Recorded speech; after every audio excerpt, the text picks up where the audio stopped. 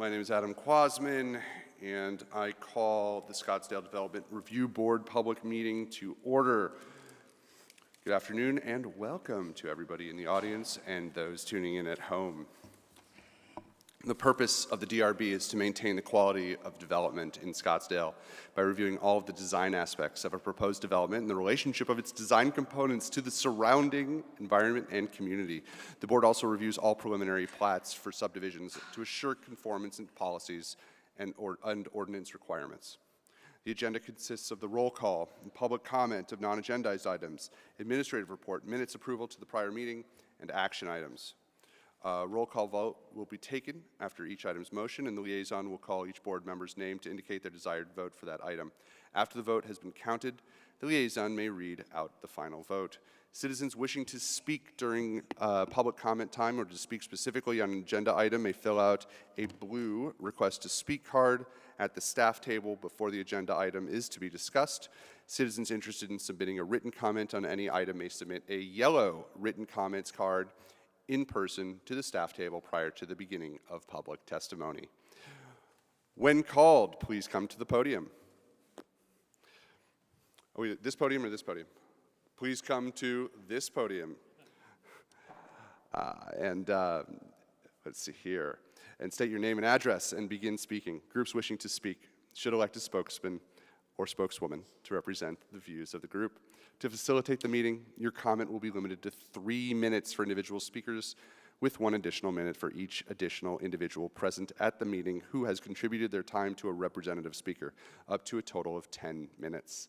I remind our audience that the board's review relates to design matters and does not include consideration of existing zoning district designations, zoning entitlements, or allowed uses within the zoning districts.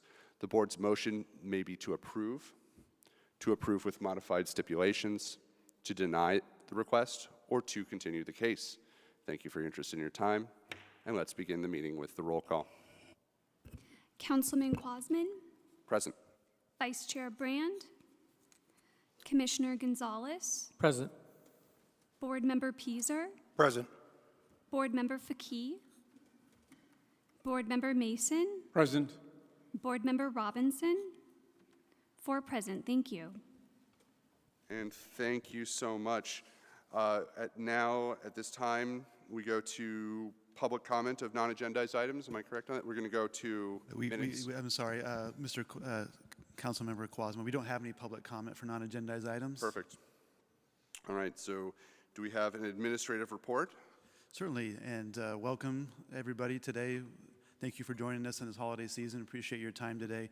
Today you have 2 items on the agenda. No updates to those items, but we are not anticipating any council or any DRB hearings coming up in the month of January. So the next time we will be meeting potentially will be in February. So that will conclude my administrative report today. Thank you. Thank you very much. Thank you very much. That was perfect and brief. May I please have a motion to approve the November 20th, 2025 Development Review Board regular meeting minutes? Made a motion to approve. The second? Second. Without objection, approved. Excuse me, we'll have a roll call vote on we had to have a roll call on everyone. Thank you. All right. Councilman Quasman. Approve. Commissioner Gonzalez. I'm going to abstain from that since I wasn't part of that procedure. May I just, as a point of order, we have very much a very slim quorum right here. So is the majority a majority of the commission or a majority of the dais? It'd be a majority of the dais. Okay. It's okay. Okay. Thank you. Okay. Board Member Pieser. Yes, approve. Board Member Mason. Yes, approve. Motion passes. Thank you. Thank you very much.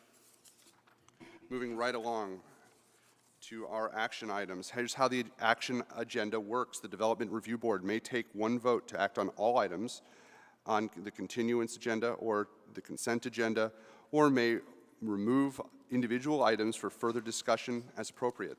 The DRB takes separate action on each item on the regular agenda.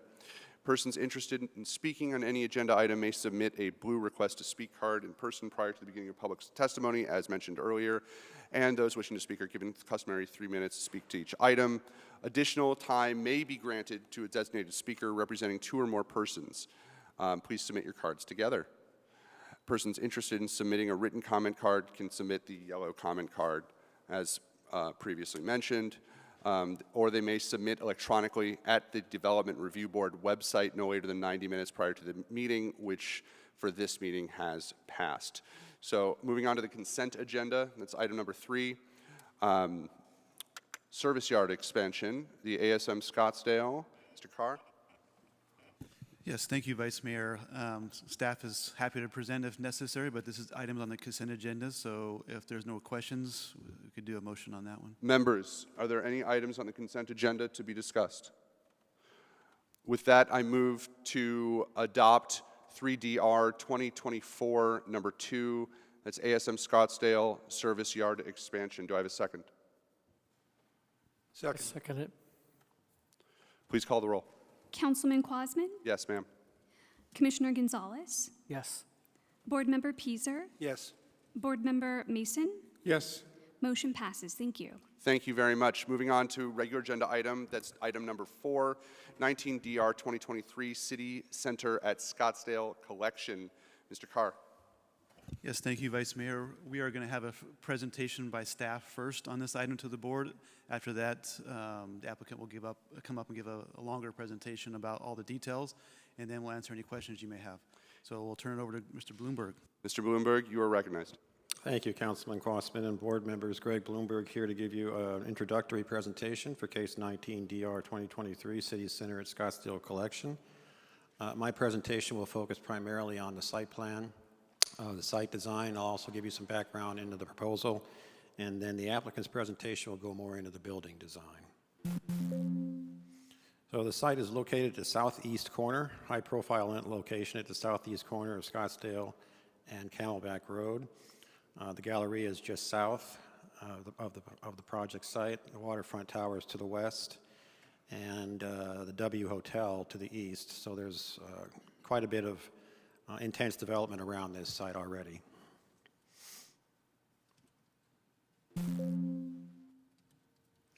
Closer look at the site. One of the things I just want to point out is that there's 2 parcels that are not part of this project. And then I want you to draw your attention to this area right here. This is where the property boundary is. The rest of the property beyond that is owned by SRP. So the applicant is having to work directly with SRP to get some of the improvements that are proposed approved. And I'll get into some of those in just a moment, but I just wanted to point that condition out to you. So the project overview, it's a mixed-use development on plus or minus 3 acres. There's 2 14-story towers proposed along with 2 pad buildings. There are also 2 locations for public art proposed, which I will show you. This particular site is part of the Scottsdale Collection Plan Block Development, which actually encompasses, I think it's close to 9 acres or so on multiple parcels. All parking, with the exception of a few surface parking spaces, is provided in a 6-level parking garage. 2 of those levels are subgrade. The other 4 levels are above grade. There's a total of 491 spaces in that garage. The 4 above grade garage levels will be concealed by the building and/or screened from off-site view. Similar to what you see at Scottsdale Fashion Square, there is an on-site valet drop-off for commercial uses. That includes a few parking spaces. All transformers, all electrical equipment, refuse, and cooling towers will be contained in a service yard and concealed from off-site view.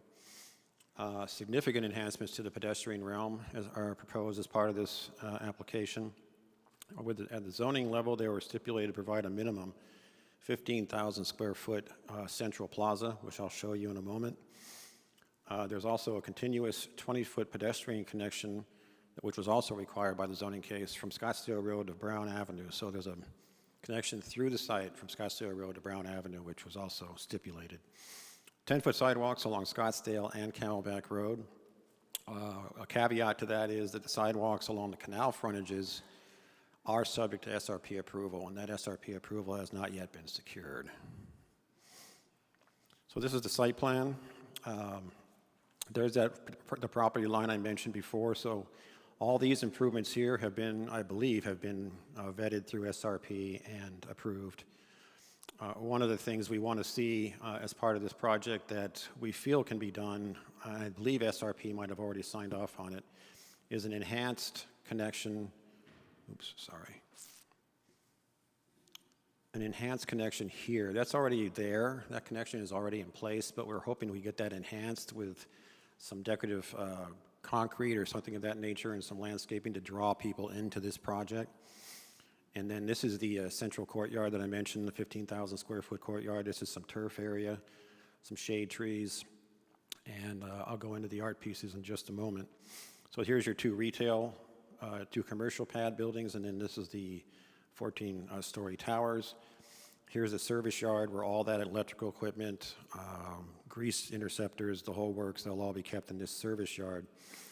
And then, well, I'll get into that in just a second when I get to the landscape plan. Primary access is off of Brown Avenue. Matter of fact, all the vehicular access is off of Brown Avenue, though there are pedestrian connections all around the site. This is just a look at the open space plan again. I just point out that large plaza in the middle of the project. That'll be sort of a beacon to draw people into this project. And then this is that continuous connection I talked to you about that'll connect people from Scottsdale Road to Brown Avenue if they so desire. From a landscaping perspective, there's obviously going to be quite a bit of ground cover and shrubs and so on, but I wanted to focus on the trees that are being provided, and quite a few are being provided, especially along the streets. Lots of shade trees along the streets to provide some good cover for pedestrians. Also on Scottsdale Road, same thing. I mentioned the shade trees along that central feature. And also they're going to complete, I believe they're going to complete the Schumann Lane streetscape, including the other side of the street, which does not front this parcel. So from a public art perspective, this is the big location right here. This is where the really large public art piece would be located, is right there in that plaza space. High visibility, lots of opportunity for people to ooh and ah at it and get some pictures taken. And then the smaller piece is right off of Schumann and Scottsdale Road. That will also serve, hopefully, to draw people into this project. So there'll be a lot of pedestrian enhancements and ways to bring people into this project, which is definitely a plus. That concludes staff's presentation. Unless there are immediate questions, I'll turn it over to the applicant for their presentation. Members, does anybody have any questions? With that, we'll turn to the applicant. Thank you very much. I appreciate it for the excellent overview. Sir, you are recognized. Thank you, Mr. Bloomberg. Councilman Quasman, member of the board, thank you. John Tran, an architect, here representing our client Premium Point and Smith Group Architects. Ms. Bloomberg did such a great job. I'm not sure what else I have to say, except to share with you in detail a lot more of the details and our intention and our goals from a design perspective and a people space perspective for this project. I want to just hit on the major points that we are focusing on, and Ms. Bloomberg has already touched on in regards to the site design. Really, there are several things that are very important to us. The idea that we're creating another public plaza, another public space that is a continuation of downtown Scottsdale, and that's that major space on the corner, on the northwest corner of Camelback and Scottsdale Road.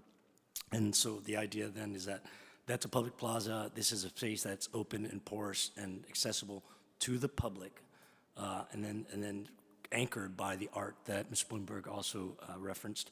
And then one of the major goals for our project here, we know that we have a lot of parking. We're providing parking for the residents as well as the users on this site. We want to make sure that we screen that parking adequately from a site perspective so that it is not a major visual focal point of the project. And so we're going to share with you how that works out. And as far as the architecture and the massing, again, 2 towers, we wanted to make sure that while this project had the appropriate scale for our client as far as the number of units and so on and so forth, that we reduced the scale of the visual impact of the building by creating 2 individual towers, masses, and then how those masses step down from the center of the project to the streets. That's important, that we don't have large walls up against Scottsdale or Camelback, and so you'll see that the massing steps down. We know that this is a quality project and a very important part of downtown Scottsdale, and so as such, we've placed a really emphasis, and our clients place an emphasis on the selection of the materials that is appropriate to this place, appropriate to Scottsdale, appropriate to the desert. And then as a part of that, we know that we live in an environment that is sometimes can be harsh, and so we're very keen on thinking about how we deploy glazing and materiality and shade and shelter in a way that's appropriate. So those are the key points that we'll be sharing with you in some visuals here. Again, the first shot here, this is a view, and you can sort of see, if you can sort of see the little key plan here, that's where the views are taken. This is from across Camelback Road, across the canal here in the foreground. And so you can sort of begin to sort of see the massing that we've just talked about. Again, the idea that there are 2 towers that you can see through, and there's air and sky. Breaking down the scale of the project, you can see that in the foreground there are a couple of smaller buildings. These are retail buildings, again, appropriately scaled to the street, 20 plus feet at the edges. Along here, then it's also shielded by the landscape program that Ms. Bloomberg talked about. So as we step into the site, the building steps up in height. And again, as we go around here, I'll talk about the massing first and the public places, and then the materials. Here, an aerial view, again, from the northwest corner looking southeast. Here you can see this large public plaza. Here's the canal and the connection bridge to be improved, as part of the work. Here's the large moment where we have that piece of public art, the final piece to be determined by the client. But the scale representation here is about what we're thinking appropriate to this space. Green space, what's great about this space, again, is the amount of landscaping and shade and shelter you see here. Outdoor dining for these spaces, which will be a food and beverage retail space. So open public plaza, landscape all the way around, anchored by the art piece, right? That's the public space. And as we go around the building, this is on the Schumann side. And again, we show this image just to show, again, the step down in the massing of the building. The large portion of the building is set back from the site. And at the street, at Schumann and at Scottsdale Road, we've got that datum of plus 25 feet or so, and the building steps up. This is an amenities plaza for the residents here, so you'll see that it's also lushly landscaped with activity and so on and so forth. The retail tenant at the corner here, and then again, this is that service zone that Mr. Bloomberg talked about in the site plan right here. Right, as we move around again, working our way east or west. Excuse me. This is a view from Scottsdale Road. Again, emphasizing the step down in the massing of the project, and then the larger pieces up top. Lush landscape along the street. And then lush landscape at the amenities level. There'll be a view here that shows you the piece of artwork in a second. Again, we've already touched on the site plan, but again, just emphasizing that the project is porous and part of the public, the public system of walkability and openness. So in excess of what's required in regards to the open space. Just some factual things. These are the floor plans. We'll walk through these very quickly. We have a subterranean level of parking, and as we move up, you'll see the parking. But you can sort of see in this plan the underlay, the parking. A large portion of the parking will be underground, so you won't even see this parking. And as we move up, this is the first ground level. Retail pieces here, retail down here. This is the valet drop-off for the restaurants and potentially some of the residential tenants. So dedicated valet drop-off here, another valet drop-off here, and access to the parking garage on this end here off of Brown. As we move up, you can sort of see the parking garage here shielded by some of these other buildings in the front. And as we go up, the orange area here represents the amenities level for the tenants, indoor and outdoor space there. As we continue to go up, you can sort of see the garage is shielded really on all sides, save for a small portion of it on the brown side. Right? The floor plans in the residential tower, 2 separate towers that are again, break down the masses, the area in between the towers. Pinch point, the smallest point, 30 feet. It opens up to 50 feet. Again, the idea that you could have visibility through the building. Right? This is an important sort of a right-of-way story here. This is 150 feet. That's a large plaza. Again, anchored by this piece of art, landscape, outdoor dining for the restaurants along the edges there. Just a few more views in the plaza, and we can begin to sort of see the articulation of the architecture now. Here we are standing in the plaza, the artwork, retail restaurants to either side, as well as in front of you. Here's the drop-off for the valet, and then the residential towers above us, right? So we're just moving around the plaza here. You see other views of how this is a large public space.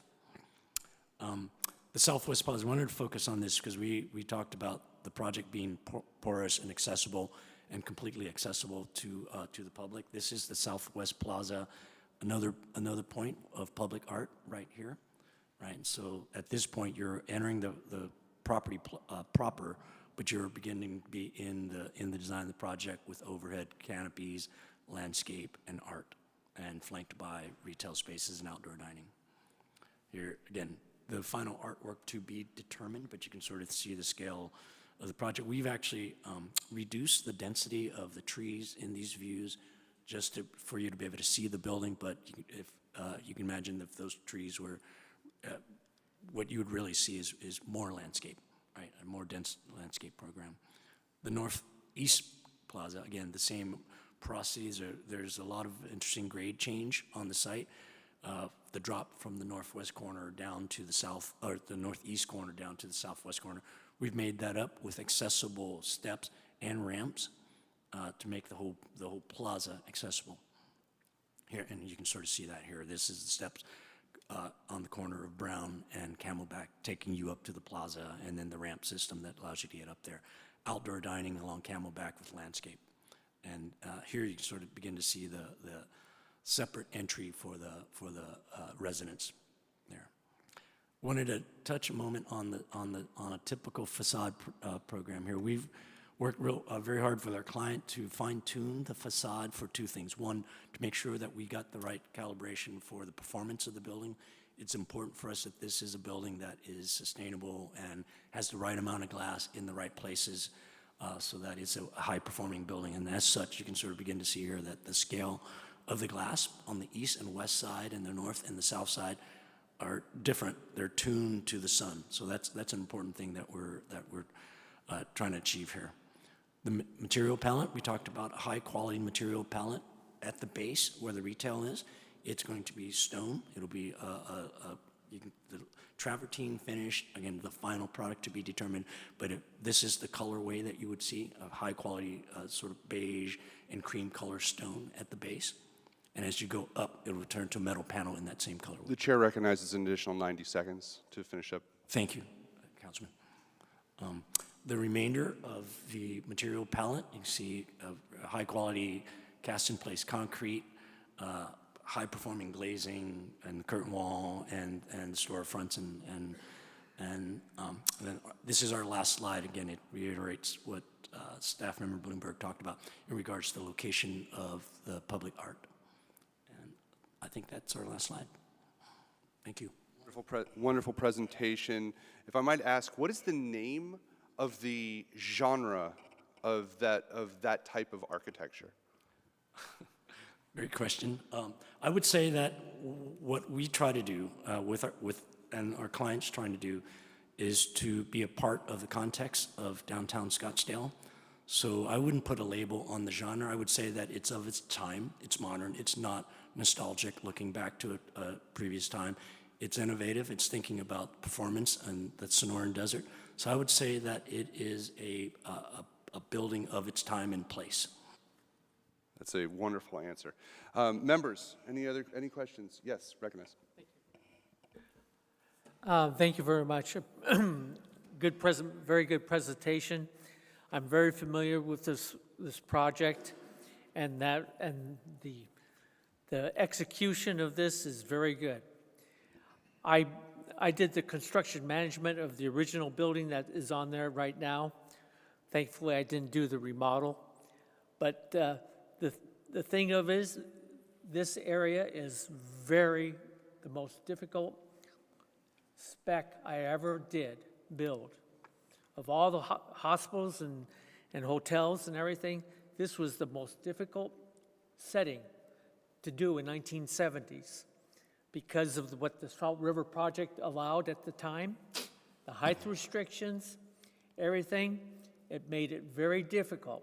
Nowadays, because of gradual improvements in planning, a lot of cooperation with SRP and everything, because this is, this is a massive thing to do. Believe me, I went through it. This is very well done. My only question is for the architect, and I worked for a bunch of architects, so I know how this works, is that on the glazing, do you know what the R value is on that glazing? And if it's facing west side or anything like that, is it changeable as far as what the glazing will be? Yeah, great question, Commissioner Gonzalez. Appreciate that. We are not at the point where we are specifying glazing with R value, except to say that everything that we're going to do is going to achieve, at the very minimum, the requirements by the energy code for Scottsdale and the state. And again, our ethos, our clients' responsibility and goals here is to create comfort for our users. And as such, everything that we're going to do is going to be about selecting the right material and the right location. Are you going to use a chiller system on top? Again, the final selection of the mechanical system is pending. We're still working through that. But again, needless to say, it's going to be a high-performing system that is going to really make this a high-performance building. Okay, and then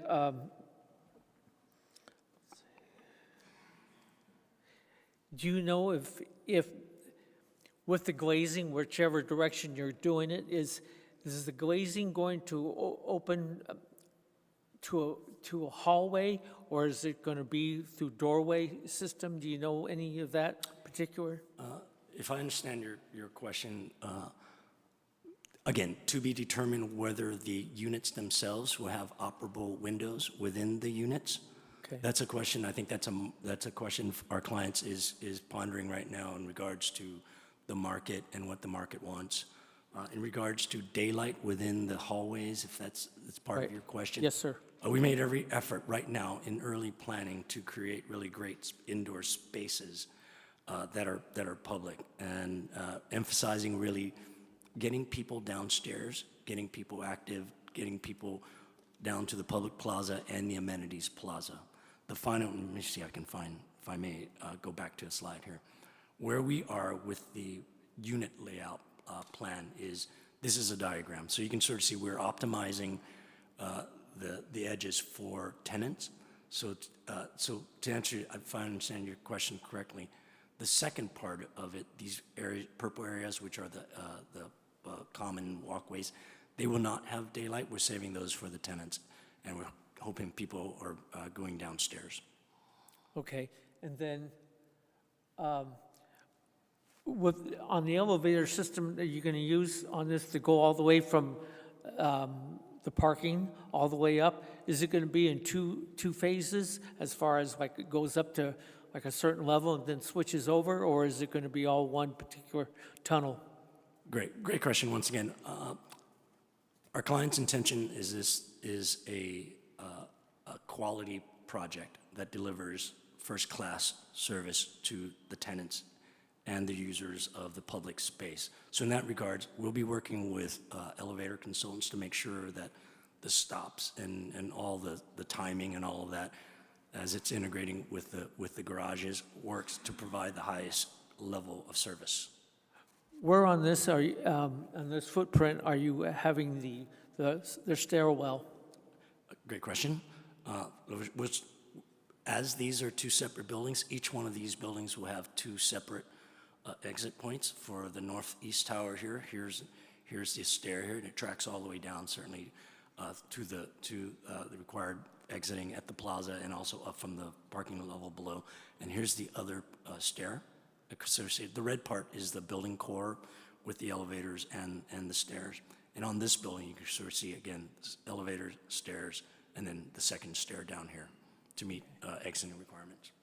Are you planning on any external LED lighting alongside the building facade or anything? Absolutely. I think that's going to be key to the success of creating this great ambiance for this project that is consistent with downtown Scottsdale. Landscape lighting primarily to really create the mood. We expect that a lot of the wonderful sort of lighting is going to also come from the tenants. We want to highlight the restaurants and the activities you can sort of see in this image here. That's an outdoor dining deck. So certainly in minimum lighting for life safety along required by code for landscape will amplify that to create, again, this ambiance that our clients are trying to build. Real good. Thank you very much, and I appreciate it. And just one reminder, I like the landscaping and everything. Just remember that we need as much shade as possible to really utilize these plazas. Yes, sir. So I really appreciate your efforts, and thank you very much. Thank you, Commissioner. Thank you, Commissioner. Any other questions? Chair recognizes Mr. Pieser. I don't know if this is going to be a question for you or for staff, but the city still, we adopt the Green Building Construction Code. And does this type of structure have to comply with the Green Building Construction Code? Which would mean that, as far as to answer your question, all the glass in the building is going to have to be low E rated glass for insulation and values and whatnot, correct? Yes, Councilman Quasman and Board Member Pieser, it is going to have to be IGCC compliant. Okay. And I guess, do you have just one level of parking underground? Yes, let me, if I may share that with you, Board Member. I don't know why I was thinking when I read through the packet that we got, Yeah. the very long packet that we got, I was thinking for some reason that you were going down 3 levels, and I thought, wow, that's really unique because it's such a small space there. The interesting part about this site, as cited by Commissioner Gonzalez, is there are a couple of significant grade changes. Right. So as such, we are, if you remember the site now, currently there's daylight on the southeast corner. Correct. Of the garage. We're maintaining that at that point, but we're going one level below right here. So one level below, Okay. sort of a half garage, and then upwards. So, and I don't remember this, but how many parking spaces are you providing? I believe it's in the spirit of 400 and 480, 490, And what's required? less than that. Councilman Quasman and Board Member Pieser, during the zoning process, a parking master plan was approved that customized parking for the entire Scottsdale Collection PBD. I don't recall exactly what was required for this particular site, but it is in compliance with That's the fine. parking master plan. It's in the packet that you sent us. I just couldn't remember the numbers because we talk so much about parking from time to time. So, no, I actually like this project very much. I liked it when I first saw it, and I thought to myself, you know, this is going to be a real entryway into Scottsdale coming from the north. I mean, this is Scottsdale and Camelback is a premier site, and to put 2 towers up there like that with the waterfront at 13 stories on the other side, that's going to be quite an interesting, unique intersection there, and I like this project very much. Thank you. Thank you, members. Chair recognizes Mr. Mason. In looking at your site plans, how much shade from the buildings will be on the plaza area, particularly in the evening hours or late afternoon hours when people might be doing that, either from buildings across the street or from what you have on your site? Because it would affect the usability of the restaurant areas and the plaza itself. Yeah. How has that been planned? Fantastic question. Using this site plan as sort of a way to talk about that, you know, in the way that we've planned the towers, the buildings themselves, we're going to get natural shading, as you point out, from these buildings all along this public space. And so there'll be a tower, here, let me get to the massing. We'll get another view of the, so you can sort of see, even at the point where the building steps back, we're still going to have a 2-story building behind us in the summertime to block the sun. So most of the plaza will be shaded by the building massing itself, to be supplemented by the robust landscape program that we've discussed. Thank you. I really like this project. It looks a very inspired design. It's going to be a real good addition to Scottsdale. Thank you. Thank you. Thank you. With that, do I have a motion to approve 19DR2023 City Center at Scottsdale collection? Yes, I'd make a motion. A motion to move to approve case number 19 DR 2023, including the locations of public art, per the staff recommendations, stipulations, after finding that the development application meets the Development Review Board criteria and the additional findings for the development in Old Town area. I'll second that. Councilman Quasman, Aye. Commissioner Gonzalez, Yes. Board Member Peaser, Yes. Board Member Mason. Yes. Motion passes. Thank you. Thank you. That concludes today's agenda. Do I hear a motion to adjourn? And I have that motion, and I have a second. The ayes have it. Do have it so ordered. Thank you, board members.